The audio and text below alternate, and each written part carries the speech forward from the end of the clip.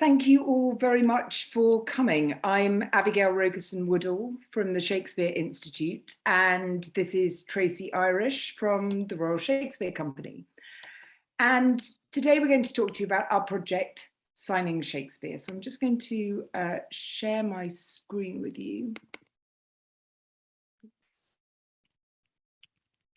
Sorry.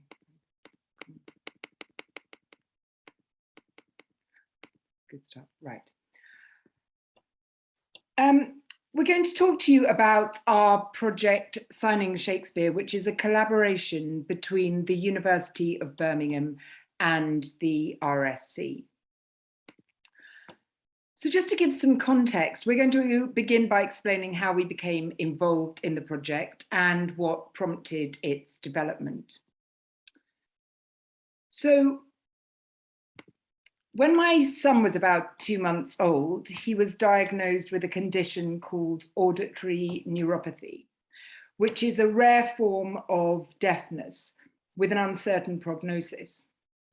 This was a shock to two hearing parents, both of whom work with words and speech, and we quickly became aware of some of the statistics. Deaf children, of whom there are nearly 46,000 in England, are severely disadvantaged in the classroom. Only 30.6% achieve a strong GCSE pass, so what was so grade 5 or above in both English and maths, compared with 48.3% of children with no special educational needs. And many are not even entered for GCSE English. When the theatre company Deafness, which is the Deaf Theatre Company, came to do a week of research and development at the RSC, I was invited into the rehearsal room. And it was one of the most inspiring weeks I've spent. We were working on creating a version of Macbeth using British Sign Language and what was referred to as iconic sign. So, for example, using sleep rather than sleep, or kind of dog rather than dog, which is the BSL sign. And this was partly in order to create a production that might be accessible to both deaf and hearing audiences. And I was really struck by the clarity, the energy and the quality of the work. The process of translating Shakespeare into British Sign Language is one of interpretation. It's a highly creative process that involves an in-depth analysis of what's being communicated. I immediately knew that I wanted to learn more about sign language and how it could help deaf children to access Shakespeare. By lucky coincidence, a few months later, we were introduced to Angie Wooten, who was to be our child's teacher of the deaf. And we were told that we'd been matched particularly because of Angie's interest in the use of drama with deaf children. And it turned out that Angie was a colleague at the University of Birmingham in the Department of Disability, Inclusion and Special Needs, and had also co-authored a book with Jackie O'Hanlon, director of RSC Learning and Partnerships, on using drama with deaf children. So Angie and Jackie and I began a conversation, and it was decided that the project, Signing Shakespeare, would be the staff-led research project for our collaboration in 2018. Over to Tracy. So then I was invited to join the project because of my experience in developing RSC approaches for the wide range of students in mainstream classrooms. Hadn't had the experience with deaf young people before, but the RSC call these approaches rehearsal and pedagogy, as some of you may have heard.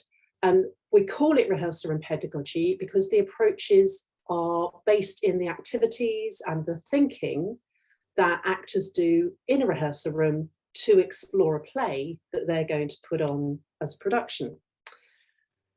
So when it came to this project, I was really pleased to be involved because I was interested as much in what we could learn from the deaf community about the physical nature of language, which I'm particularly interested in, as in how we could help deaf young people to access Shakespeare.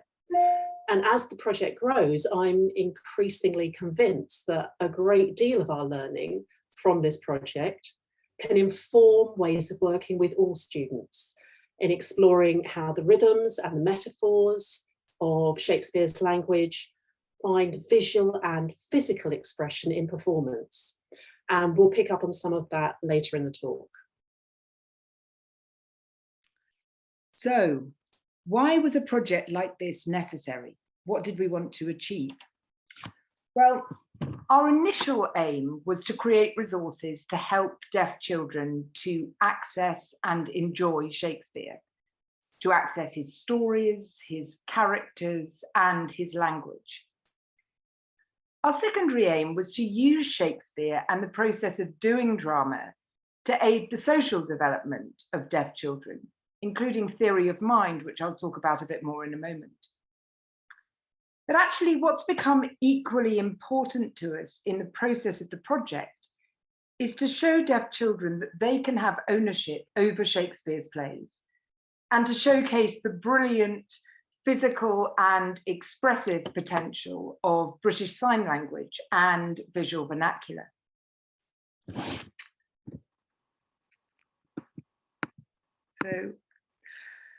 So the first thing to say is that there is a wide variety and range of hearing loss indicated by the term deaf.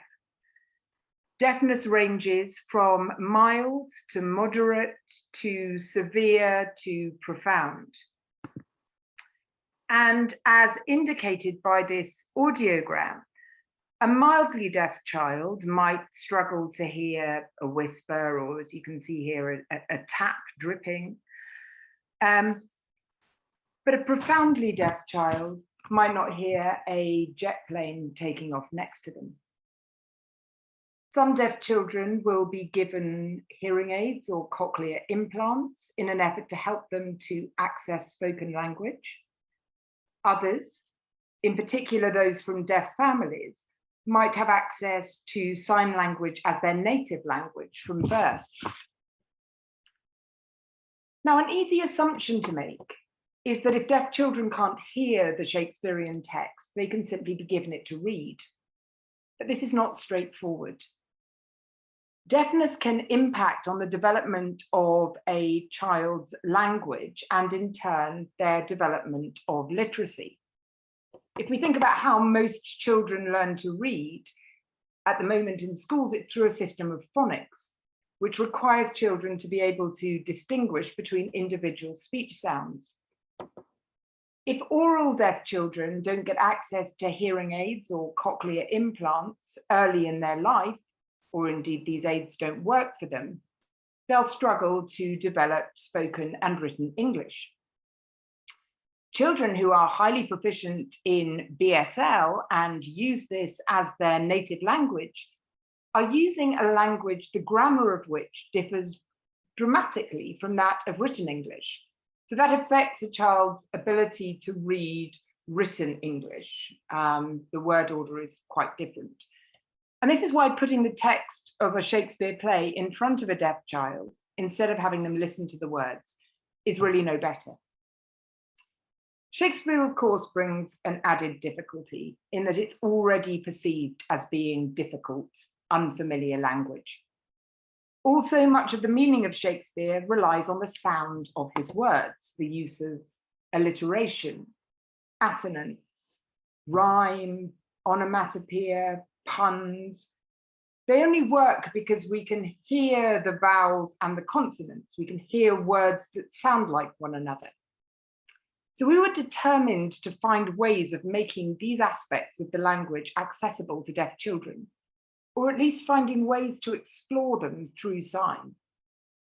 We also wanted to explore ways in which aspects of the language like iambic pentameter and personification, metaphor and simile could be embodied in order to give deaf children a visceral, physical experience of them. As I mentioned earlier, theory of mind is something we became really interested in these early stages of the project, since it's something which deaf children can struggle with. Possibly due to the fact that they don't overhear so many conversations, or due to the way in which adults may communicate with a deaf child. Theory of mind first emerged as a topic of interest in the 1970s, defined by Premack and Woodruff as the ability to impute mental states to oneself and others. In 2014, Westby and Robinson further clarified the different types of theory of mind. They also identified various stages and orders of theory of mind. So the first order of theory of mind being the ability to think about what someone else is thinking or feeling. The second order includes the ability to think about what someone else is thinking or feeling about what someone else is thinking or feeling. Excuse me. And higher levels of theory of mind involve the recognition of lies, sarcasm, figurative language idioms, and multiple embeddings of thinking or feeling. There's actually no published work on the use of drama with deaf children and theory of mind. But we did consult Helen Chilton at Manchester University. Helen Chilton works on the use of picture books in developing theory of mind, and notably theory of mind in creative writing in deaf children. And we all agreed that drama, and particularly Shakespeare, might be a productive avenue for looking at this topic.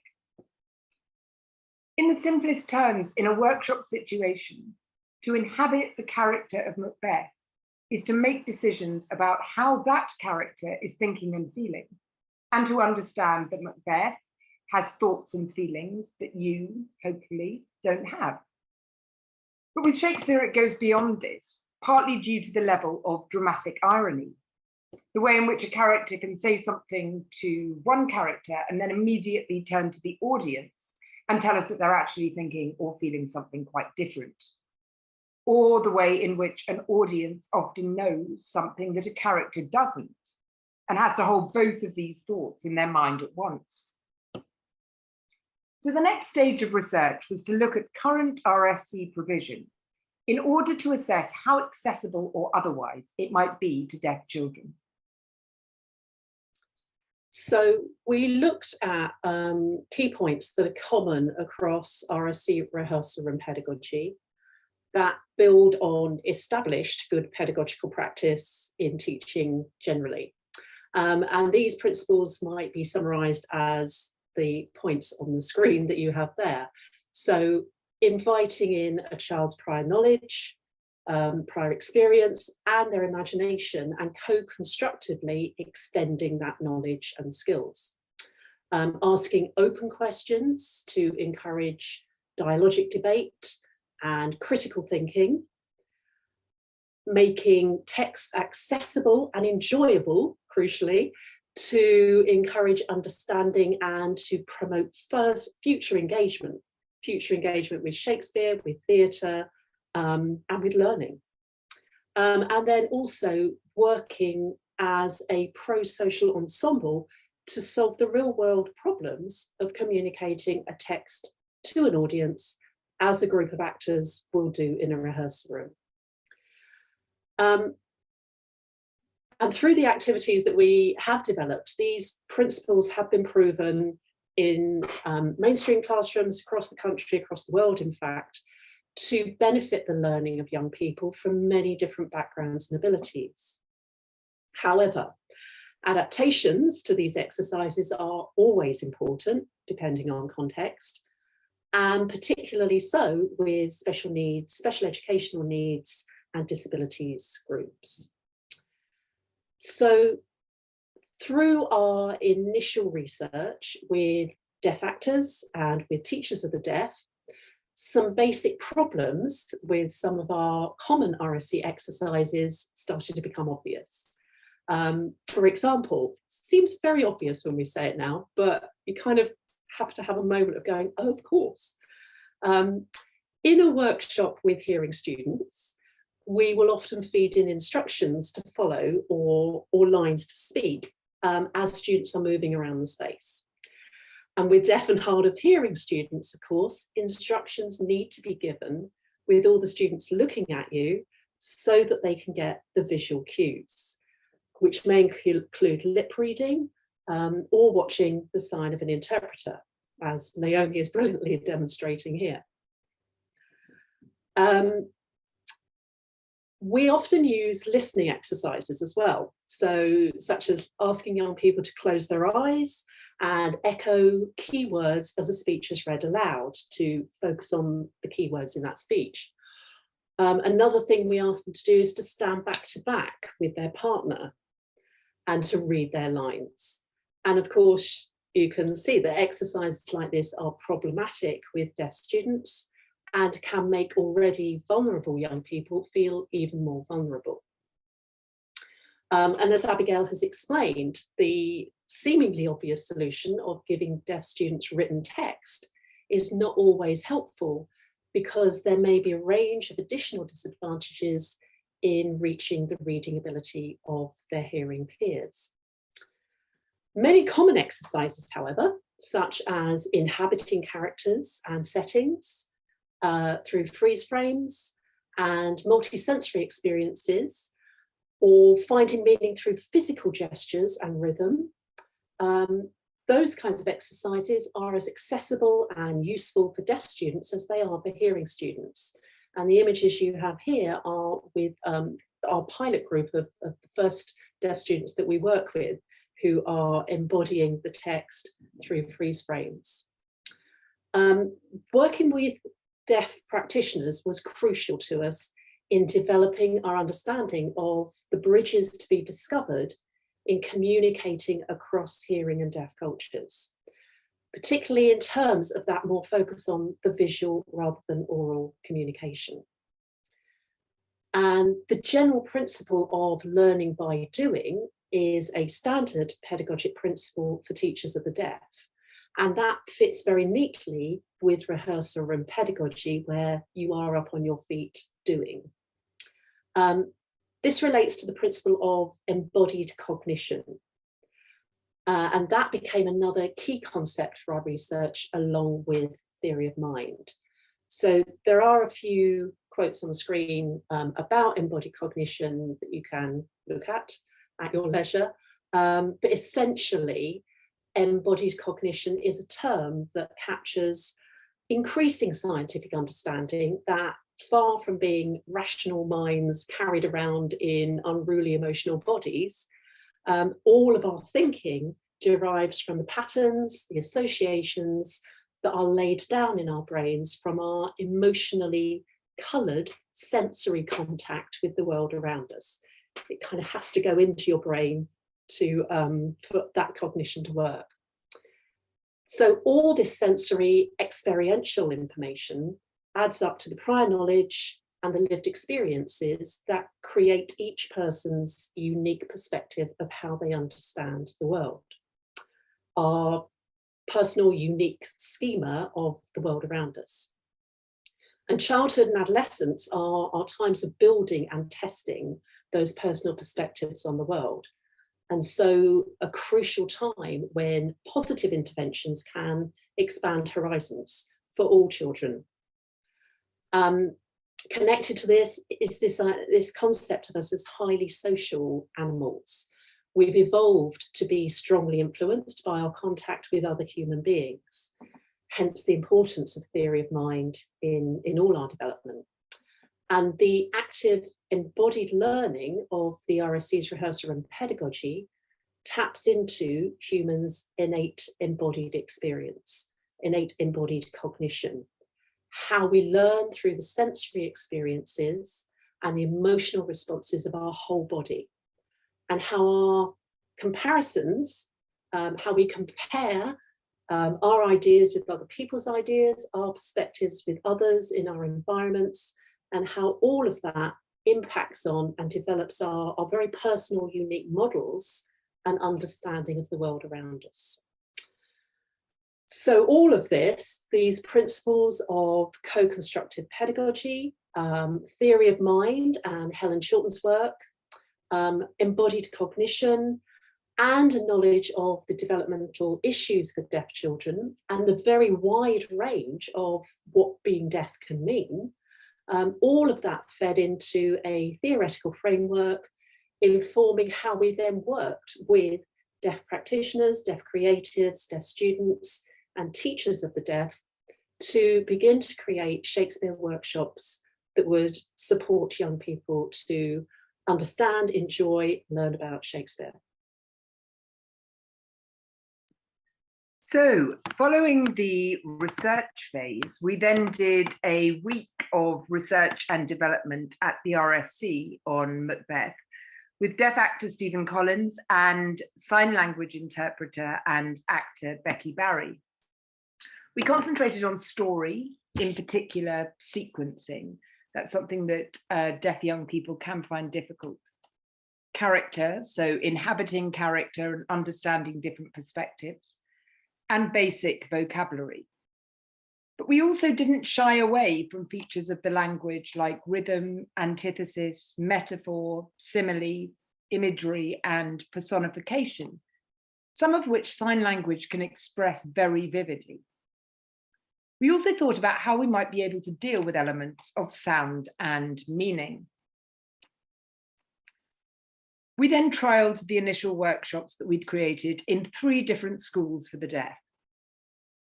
Because we were aware of the different communication modes and abilities of deaf children and young people, we were keen to trial our materials in a range of settings. So we worked with different age groups between the ages of 9 and 15, and with students with a range of communication methods and sometimes additional needs. One of the things that became clear, both in the R&D and even more so once we got into schools, was how enormously valuable it would be for deaf young people to see some of the scenes in their own first language, in many cases BSL, British Sign Language, a language in its own right, with its own grammar and sentence structure. And for some, SSE, or Sign Supported English, which is not a language, but a means of communicating using BSL signs in spoken English word order. This is often used in settings where there are mixed mode of communication. So if there are oral students and students using sign language within a single classroom. One of the highlights of the R&D week was seeing Becky, Stephen, and Rachel, who was our interpreter for the week, sign the first witches scene in BSL, SSE, and visual vernacular.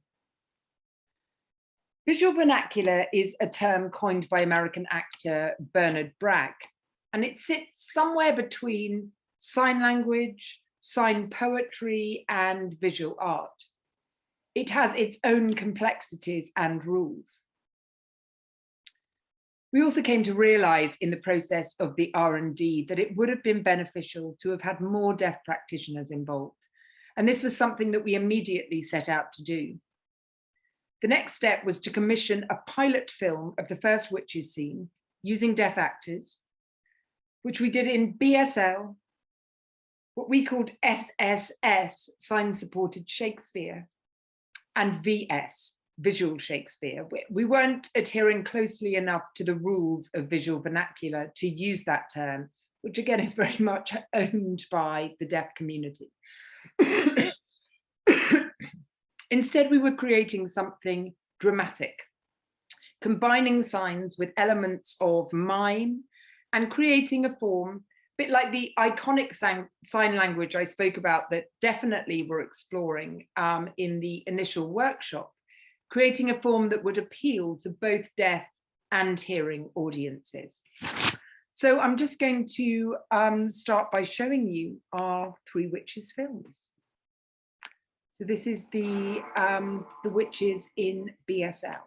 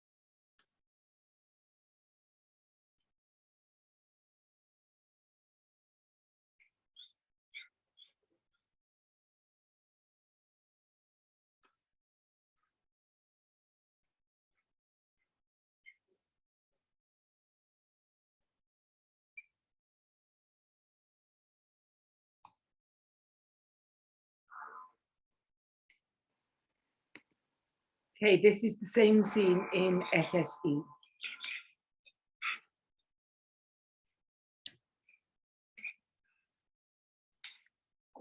When shall we three meet again? In thunder, lightning, or in rain?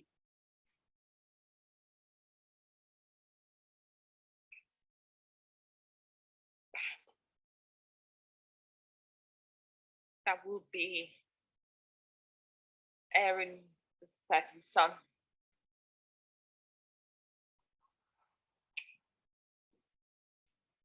Where the place there to meet with Macbeth.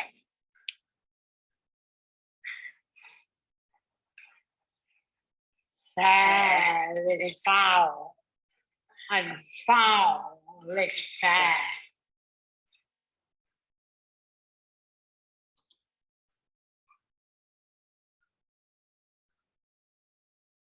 Hover through the fogs and filth the air.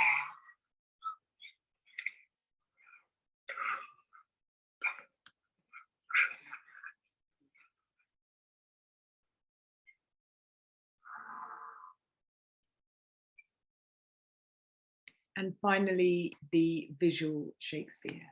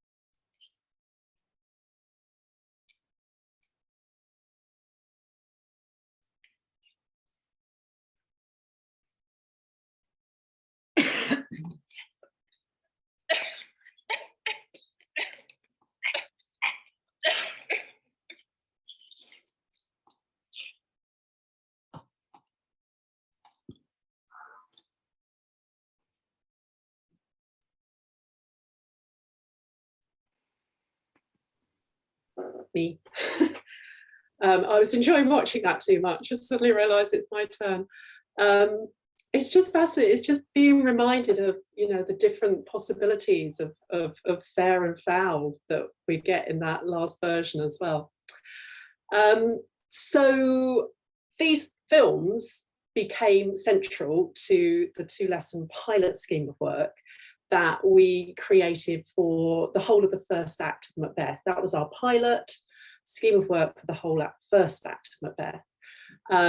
And those initial workshops that we created proved a very useful but a very steep learning curve as we gained better understanding of which activities could best lead to successful learning outcomes for these young people. And that informed the next phase trials that we did of various pilot lessons. So we'll demonstrate a couple here. This is, as I mentioned before, these are the very first students we work with our very first workshop. And what you can see here is they're embodying being soldiers on the battlefield and fighting in a battle with each other. And we found that these games of becoming soldiers and physically creating the events of a battle between Scotland and Norway at the very start of the play were really useful, both to establish the discipline of working in an open space. This group were really good at that. We did work with another group who really weren't and needed much more scaffolding in terms of working in an open space and not being in at desks. So that discipline of working in an open space, but also that tapping into their embodied cognition to understand the context for Macbeth's actions that start on the battlefield. So scaffolding those small steps was crucial to explore theory of mind issues about who knows what and when in the play. This second video is where, having seen the film of the witches and how they had created their visual vernacular Shakespeare version, we asked them to try their own. So this first group are Witch 1, and then the second group you see here are Witch 2. And I think what you see there is that hurly-burly that he's picked up, you know, he picked up that signal and some of the ideas from watching the professionals, and then the flag as well. And then I love this one. This is the third group, the third witch, with the setting of the sun. So they've kind of made their own version of setting of the sun, where they just throw the blazer over the sun to show that it's setting, which is just, you know, an inventive way to do it and quite comical. So that was lovely. So then I think there's a bit of fair and foul that we did all together. Something that didn't work well in our first workshop, it's worth saying, was showing a clip from a recent filmed version of the RSC stage production, which was quite dark. It was Christopher Eccleston production. It was quite dark. And this included a BSL interpreter signing in the corner of the screen, as well as subtitles. And it was there was a lot going on. So it became quite apparent watching the young people watching this film that they switched off because it was cognitive overload. There was too much information on the screen to keep their attention. And that disconnection was in very marked contrast to the attention and the enjoyment that they'd shown when we showed them the specially created film of the witches played by deaf actors. So that was really important feedback.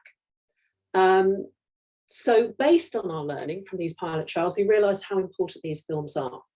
So we identified 10 key moments across the whole play of Macbeth, and we've created filmed performances of each of those moments. There's always a version in BSL. Most of them are also in sign-supported Shakespeare, and sometimes they're also in the visual Shakespeare when we are wanting them to have a go at creating versions themselves. And we were very fortunate to be able to work with some brilliant, brilliant professional actors and creatives from the deaf community, 3 of whom you can see here. And we also made a choice at that stage to go back to those students that you've seen, the Braidwood students, who are at a school for the deaf in Birmingham. And we asked them if they would be the apparitions. So we were really delighted to have 3 of the students be the 3 apparitions in our filmed version of the second set of prophecies that Macbeth receives. So we're just going to show you now, I think, Abigail, yes? Yes, we are. But just to say, yeah, directed by Charlotte Arrowsmith, who is a deaf actor and director. She worked with Becky Barry to direct the students in this. So yes, we are going to. Yes, we had a brilliant day working with the students, and then they filmed these versions of the apparitions. So we're just going to show you one of the apparitions.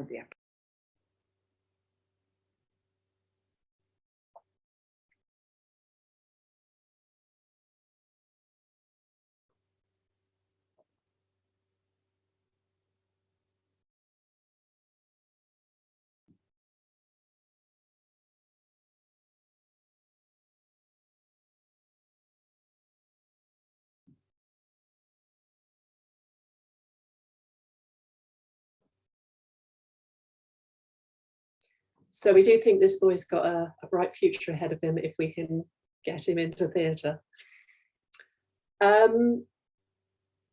So we have now created that scheme of work with activities and resources, including these films, for the whole of Macbeth. And we're currently in the process of finalising all that work. So just to summarise the 5 principles that we established in creating this work. These are things we talked about, but just to make them clear, this first one, closely following the chronology of the narrative. Now, quite often we play around with the chronology of the narrative. We might start in the middle or start at the end or go into different points, but we realise that the chronology is important. And what that means is trusting that Shakespeare gives us what we need when we need it. So we need to meet the witches to set the atmosphere and build anticipation of Macbeth. And then we need to experience the battle as it is described to Duncan. And then we need to hear Duncan's response with his praise of Macbeth, his decision to execute the Thane of Cawdor, and to reward Macbeth with the Thane of Cawdor's title. And then that order, as Abigail was talking about earlier, it stimulates the audience's theory of mind for them to enjoy the dramatic irony of different characters knowing different things at different times. So that order is necessary for to explore that theory of mind aspect and the dramatic irony. Another thing that we found important was using explicit visual resources. So visual aids support cognitive ease and promote understanding for all of us, but that is especially the case for deaf students. So we, for example, have maps to show where places were, and we had sashes, and you can see we've got a sash and a crown in the picture on the right there, that helped us to indicate characters and transferal of power from one character to another. And then another example of a visual aid is the storybooks that we had. So with the pilot workshop, we commissioned a storybook image from Jenna Owen, and this came partly from something that Stephen and Becky had done in an exercise in our R&D process, but partly also from conversations that we'd had with Helen Chilton and her work with storybooks. Have we got the storybook, Abigail? Yeah, there it is. So this is the storybook image we used of the battle between Scotland and Norway. How we used that was, this was replacing what in a workshop, we might use a teacher in role situation. So instead of a teacher coming in role as the Thane of Ross, arriving to tell King Duncan about the battle, instead we had, this is my back here, is the teacher coming in role, but delivering the storyboard to King Duncan, who you can see there in the middle with the crown, and his court. And then all the students have a copy of the storyboard so that they can work out what that message is from the pictures. And we've used further storyboards and illustrations from Jenna in our complete scheme of work. We've got 3 storyboards now, I think, at different points. So our third point is using performance techniques and kinesthetic learning. So that being up on your feet and doing. Inhabiting the characters in the play, playing Macbeth, Banquo, Duncan, the witches. What we're doing is tapping into that embodied cognition. And this includes inhabiting the characters, but also inhabiting settings, battles, heaths, storms, etc. Our fourth principle was reinforcing cumulative knowledge and exploring interpretations. So we reinforce that cumulative building knowledge of the play through closed questions, such as who do the witches plan to meet, from that first scene. And we explored their interpretations, different possible interpretations, through more open questions like, you know, what would it feel like to be in this place if you're a witch meeting on the heath? What does that feel like? And then last but absolutely by no means least is our principle of modelling from deaf practitioners. So the short films that we created with the deaf actors and the deaf creatives, because all the students were very highly engaged in watching these films. The skilled actors provide role models as well. So they're not only supporting the students' understanding and providing kind of models for the students to try performances for themselves, but they're also providing role models of aspirations of what the students might be able to do themselves. So at the end of the pilot workshops that we did for Act 1, we introduced an exercise that was partly influenced by Helen Chilton's work on writing in role and theory of mind. So the children had been playing Macbeth and Banquo, and they'd just heard the witches' prophecies, which were on film. And immediately after this, we asked them to write letters home to their respective wives.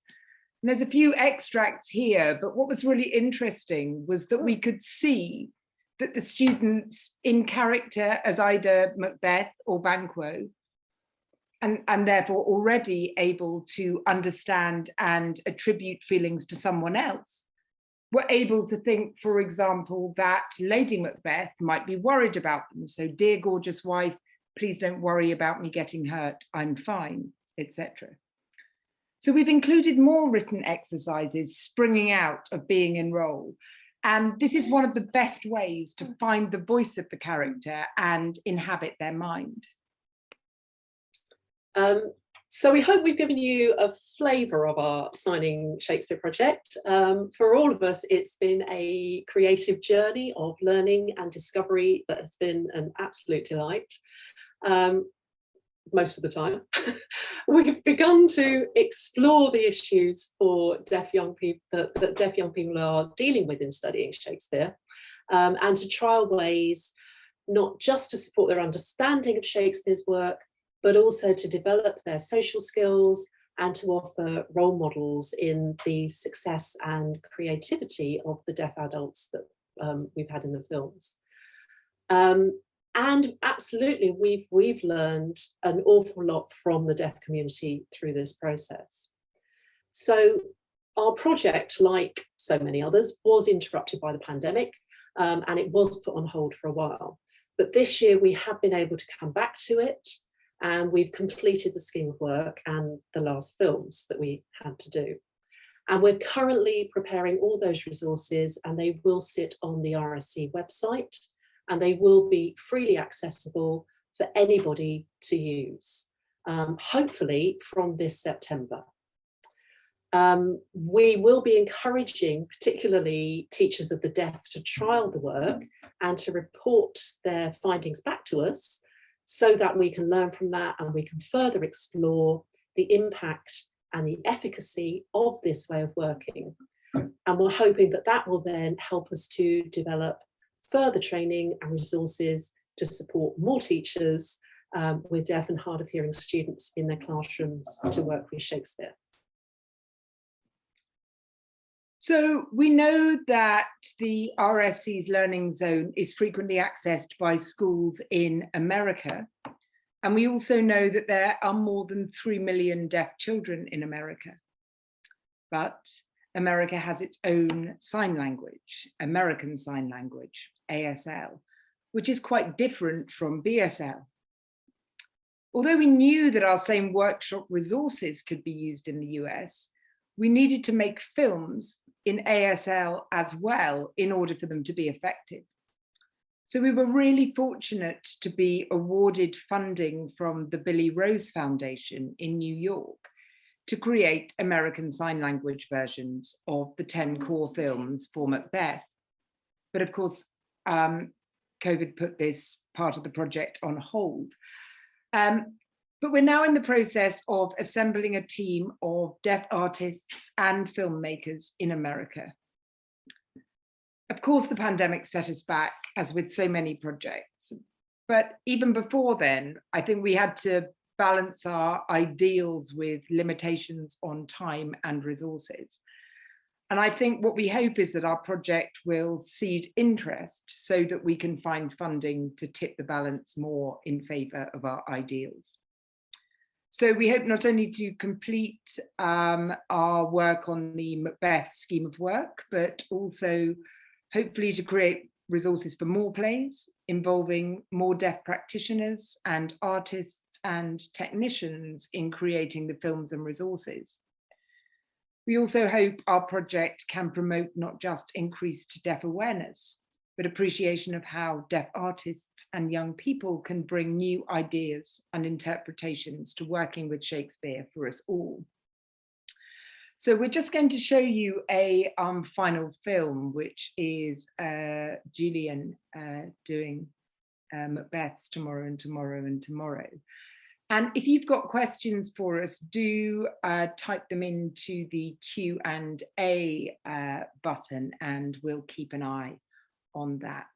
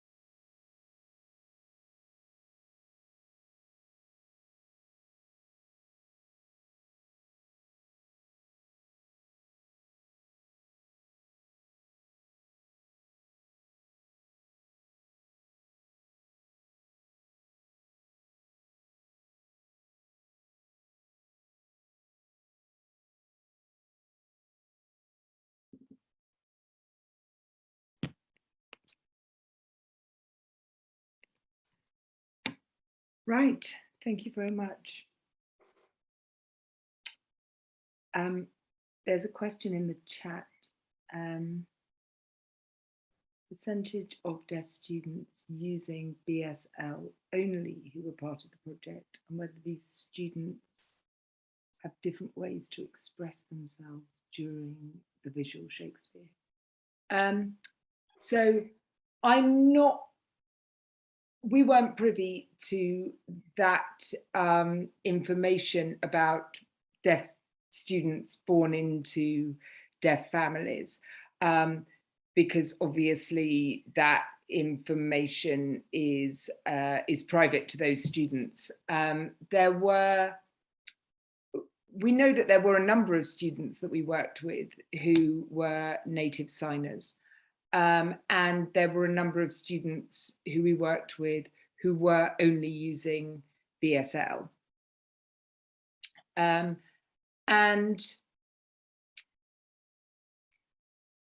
all the students engaged brilliantly with the visual vernacular. I don't know, Tracy, whether you would say that students who are whether you noticed a difference between students who are native deaf signers and students who are oral, except that, I mean, that boy we showed you from Braidwood School, who only uses BSL, he uses BSL as his mode of communication, was just brilliantly expressive.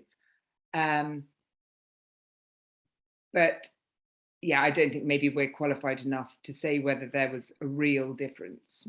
I don't know, Tracy, if you have a different perspective. No, I mean, no, I absolutely don't feel qualified enough to say that. But what I was thinking of was when we worked, one of the other schools we worked at, which was an oral communication school. But one of my favourite moments when we were doing the pilot project was they had some text and they were creating a performance of it for themselves. So just a couple of lines, I think it was the witches, a couple of lines, and then in groups that they were working with. And there were these two boys. One of them had quite good hearing, quite good spoken communication, and the other boy had virtually no spoken communication, was all about the signing. And it was just brilliant watching them working together because they were using their different skills to create the performance together by helping each other. So the boy who was much more comfortable with signing was helping the boy who was much more comfortable with the speaking, and vice versa. And you kind of thought, yeah, this is what we want. It was just a really kind of interesting moment of a creative moment of what they could create between them together. That's not directly answering the question, but it just made me think of that moment.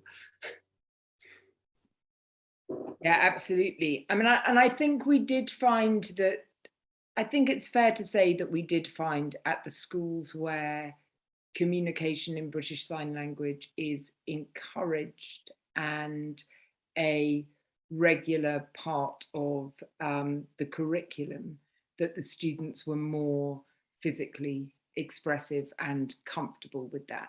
I think that we found at the oral school there was a danger that what we were doing seemed in some way slightly alien to some of them, because most of their classes were in in spoken and written English. Yeah, Chris, can we tell more about the differences? Yeah, yes, we can. So British Sign Language is a language owned by the deaf community. It has its own grammar. It has its own word order. Sure, I'm saying this in front of Naomi, who I feel is going to know better than me, because I only have level 2. But for example, the subject comes first. So you've got to establish that you're talking about a man before you establish anything, for example, about that man. Whereas sign-supported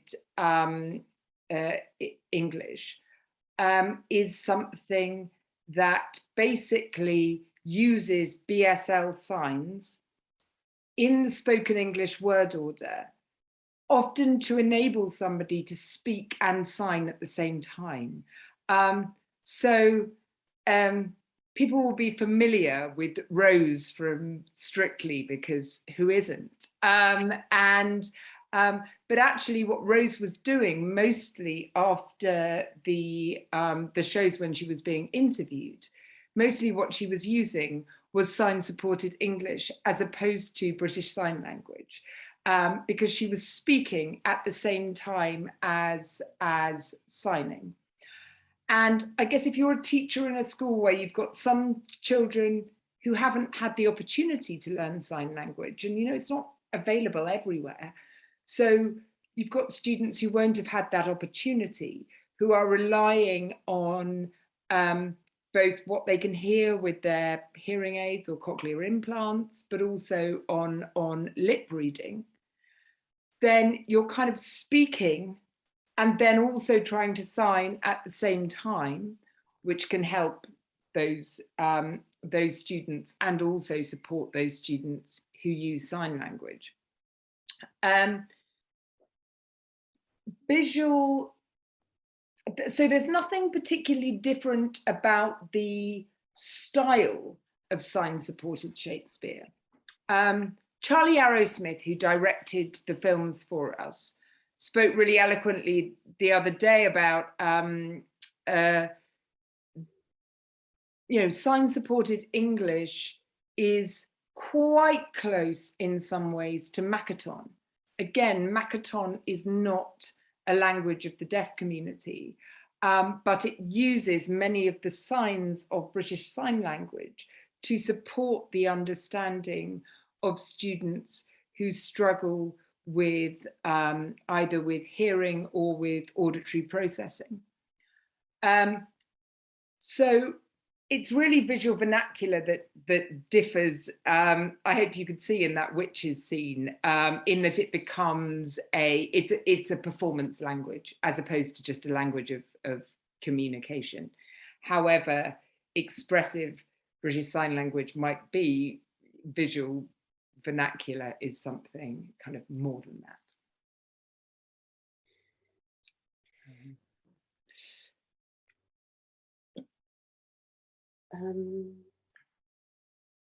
Any other questions from anybody? I mean, I think we're pretty much on time, actually, which is quite amazing for us. I think we've done quite well there. Very good. All right, well, then if there aren't any more questions, then it just remains for us to say thank you very much. And thank you to our interpreters, Nemi and Chris, for interpreting through this session.